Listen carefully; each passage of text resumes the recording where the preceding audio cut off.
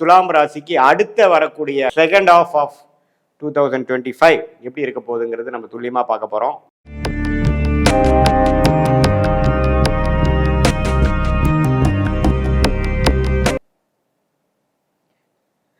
வணக்கம், நான் உங்கள் அன்பான சயின்டிபிக் வேதிக் அஸ்ட்ராலஜர் அஸ்ட்ரோரண்டி பேசுகிறேன்.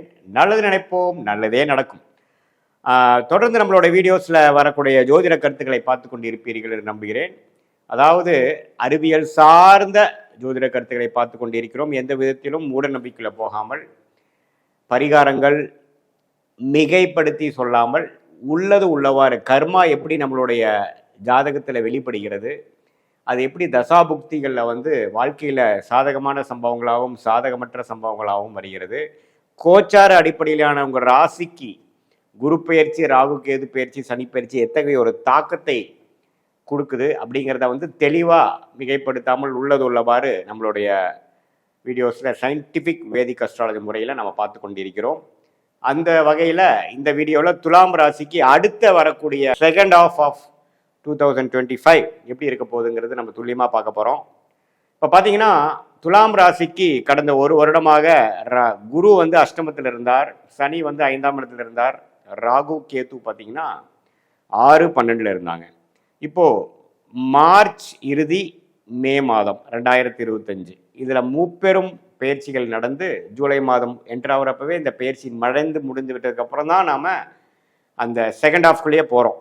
ஸோ அது என்ன ஆச்சுன்னா, ராகு கேது 5ஆம் இடத்துக்கு ராகுவும் 11ஆம் இடத்துக்கு கேதுவும், சனி 6ஆம் இடத்துக்கு ருணச்சத்ரு பாவத்துக்கு 6ஆம் இடத்துக்கு பயிற்சி பெற்றும், குரு அஷ்டமத்தில் இருந்த குரு விலகி 9ஆம் இடம் என்று சொல்லப்படுகிற பாக்கியஸ்தானத்துக்கு வருவதும் அருமையான ஒரு மாற்றத்தை கொடுத்தது இந்த மே மாதத்திலிருந்து.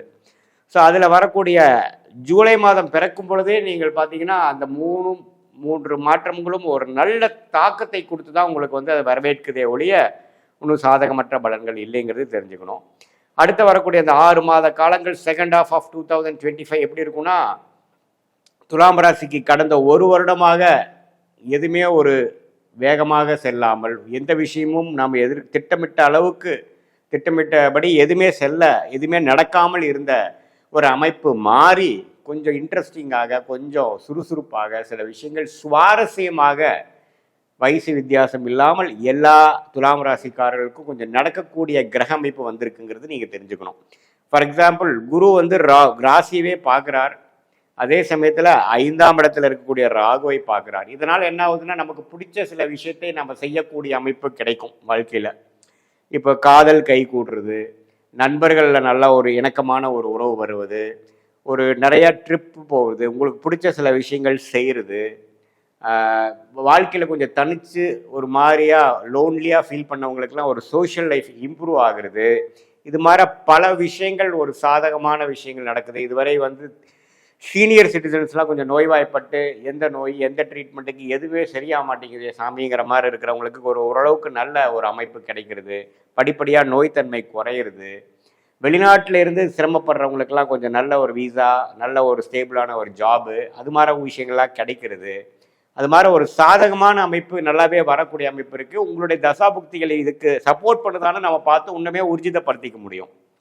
அதே சமயத்தில் சனி பார்த்திங்கன்னா 6ஆம் இடத்துக்கு வருவது பார்த்திங்கன்னா ருணச்சத்ரு பாவத்தை கெடுப்பது மிகவும் நல்லது. ஸோ கடன்கள் அடைபடும், குழந்தைகள்னால இவ்வளோ செலவு பண்ணதுக்கு ஒரு ஏற்ற ஒரு நல்ல ஒரு ரிட்டர்ன்ஸ் வரும், அவங்களும் செட்டில் ஆவாங்க. அதே சமயத்தில் நோய்வாய்ப்படுறது குறைக்கும், வம்பு வழக்குகள் பல வருஷமாக ஒரு பிரச்சனை போயிட்டு இருந்து செட்டில்மெண்ட் ஆகும். இது மாதிரி விஷயங்கள்லாம் நடக்கக்கூடிய ஒரு காலகட்டமாக தான் அடுத்து வரக்கூடிய 183 நாட்கள் துலாம் ராசிக்காரர்களுக்கு 2025 செகண்ட் ஆஃப் ஒரு நல்ல ஒரு மாற்றத்தை கொடுக்கக்கூடிய ஒரு அருமையான ஒரு காலகட்டமாக துலாம் ராசிக்காரர்களுக்கு வருகிறது. 11ஆம் இடத்துல கேது இருந்து நல்ல பலனை கொடுக்க போகிறார். கேது திசை நடக்கிறவங்களுக்குலாம் கொஞ்சம் பாசிட்டிவாக நல்ல விஷயங்கள் வரும். ஷேர் மார்க்கெட் அது மாதிரி விஷயத்துலலாம் இன்வால்வ் ஆகிறவங்க, இது வரைக்கும் பெரிய ரிட்டர்ன்ஸ் வரவங்க இப்போ கொஞ்சம் படிப்படியாக எடுத்து அதுலேருந்து விலகி பணம் வெளியில் எடுக்கக்கூடிய அமைப்புகள் இருக்குது. சுப விஷயங்கள் நடக்கக்கூடிய அமைப்புகள் உண்டு. கல்யாண விஷயங்கள் எதிர்பார்க்கக்கூடிய இள வயதினர் பார்த்திங்கன்னா இதுவரை கல்யாணமே நடக்காமல் தள்ளி போயிட்டே இருக்கே சாமிங்கிறதுக்கு ஒரு சட்டுன்னு ஒரு நல்ல வரன் அமைஞ்சு மனசு குதூகலமாகக்கூடிய, குடும்பமே கொஞ்சம் சுபிக்ஷமாகக்கூடிய அமைப்புகள் துலாம் ராசிக்காரர்களுக்கு உண்டு.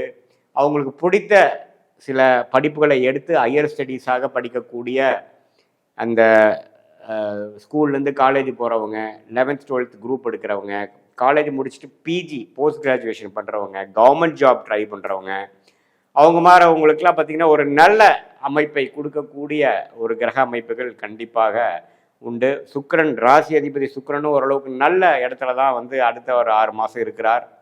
ஸோ அதுவும் ஓரளவுக்கு சாதகமான அமைப்புகள். அதே சமயத்தில் சூரியன் ஆடி மாதம்லாம் பார்த்திங்கன்னா ஜூலை மாதம் 10ஆம் இடத்துக்கே வரார் சிம்மராசி, துலாம் ராசிக்கு. அது தொழில் வேலையில் வந்து நல்ல ஒரு ப்ரொமோஷன், நல்ல ஒரு உத்தியோக உயர்வு, தொழிலில் மேன்மை, இதெல்லாம் பெறக்கூடிய ஒரு அமைப்பும் கொடுக்குதுங்க. ஸோ இதெல்லாம் பார்த்திங்கன்னா கூட்டி கழித்து பார்க்கும் பொழுது பண விஷயங்கள் கொஞ்சம் பெட்டரு, கடன் கொஞ்சம் குறையிறது, இஎம்ஐ கட்டுறவங்களாம் கொஞ்சம் பார்ட் பேமெண்ட் பண்ணி கொஞ்சம் கழுத்தில் இருக்கக்கூடிய அந்த அந்த பாரம் கத்தி வைக்கக்கூடிய அமைப்புலேருந்து கொஞ்சம் வரைக்கும் கொஞ்சம் மூச்சு விடக்கூடிய அளவுக்கு கொஞ்சம் ஃபினான்ஷியல் கண்டிஷன்ஸ் கொஞ்சம் பெட்டராக வரக்கூடிய அமைப்புகள். குழந்தை பெறாமல் இவ்வளோ நாளாக கஷ்டப்படுறவங்களுக்கு குழந்தை பேரு கிடைக்கக்கூடிய அமைப்பு. ஏன்னா வந்து குரு பார்த்திங்கன்னா 5ஆம் இடத்தையும் பார்க்குறாரு பார்த்தீங்களா. ஸோ இது எல்லாமே வந்து ஓரளவுக்கு நல்ல பாசிட்டிவான ஒரு விஷயங்கள் கொடுக்கக்கூடியது. முயற்சிகள் அதிகமாக வருது, சகோதரர்கள் சகோதரிகள் மூலமாக சில பெனிஃபிட்ஸ் கிடைக்கிறது.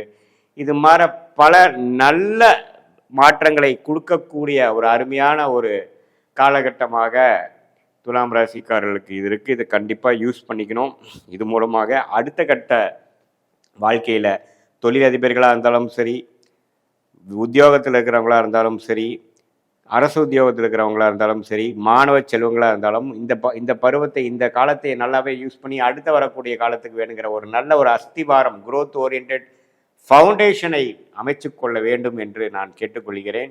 இன்னுமே இது வந்து ஒரு பொதுவான பலனே தவிர உங்களுடைய ஜாதகத்தில் எந்த லக்னத்தில் பிறந்தீங்க, எந்த நேரம், எந்த நாட்டில், எந்த ஊரில் பிறந்ததுங்கிற அடிப்படையில் உங்களுடைய ஜென்ம ஜாதகத்தை அமைத்து, திருக்கணித பஞ்சாங்கத்தை அமைத்து நீ எந்த லக்னத்தில் பிறந்தீங்க, அந்த லக்னாதிபதி எப்படி இருக்கார், என்ன தசா புக்திகள் இப்போ சென்று கொண்டிருக்கிறது, வந்து கொண்டிருக்கிறது, அந்த தசாநாதன் புக்திநாதன் நம்ம பேசின கோச்சாரத்தில் எது மாதிரி ஒரு அமைப்பில் போயிட்டு இருக்கார், இதெல்லாம் ஒருங்கிணைத்து பார்க்கும் பொழுது இன்னுமே துல்லியமான பலன்கள், ஷார்ட் டேர்ம் எப்படி இருக்குது, லாங் டேர்ம் எப்படி இருக்குது, எது மாதிரி முடிவுகள் எப்போ எடுப்பது நல்லது, அடுத்த வரக்கூடிய காலகட்டங்கள் எது மாதிரி திசையில் நம்ம வாழ்க்கை செல்லக்கூடிய அமைப்பு காட்டுது நம்மளுடைய ஜாதகத்திலையும் இந்த கோச்சார் அமைப்புங்கிறதெல்லாம் துல்லியமாக எடுத்து அதன் மூலம் நீங்கள் வந்து எந்த முடிவை எப்படி எடுக்கணும் அப்படிங்கிற விஷயமும் டைம்லைன்ஸ் ஆஃப் அவர் லைஃப்னு தெரிஞ்சிட்டோம்னா தேவையில்லாத வீண் விரயங்கள், வீண் சமய விரயங்கள், ஃப்ரஸ்ட்ரேஷன், டென்ஷன் இதெல்லாம் இல்லாமல் நம்மளுடைய கர்ம பலனுக்கு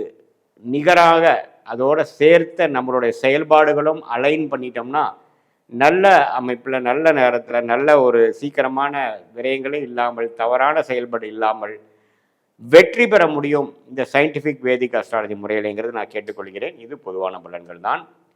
மீண்டும் மற்றொரு காணொளியில் சந்திப்போம். நன்றி, வணக்கம்.